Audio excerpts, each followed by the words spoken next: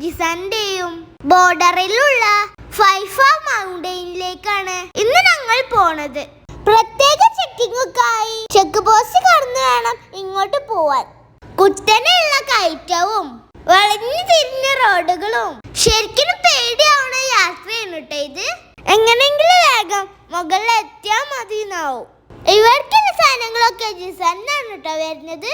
ഓരോ മലകളിലും തട്ടായ കൃഷികളും അതുപോലെ വീടുകളും കാണാം. ഈ കാണുന്നത് എന്താണെന്നറിയോ?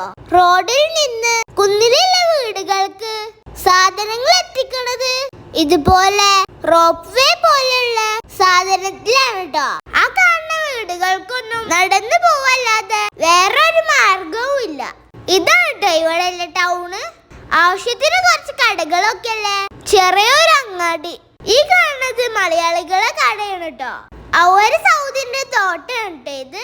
ഇതില് കാപ്പിയും ഗൂവയും സൗദിയിൽ ഇവിടെ മാത്രം കൃഷി ചെയ്യുന്ന കാത്ത ഇലകളുമാണ് കേട്ടോ.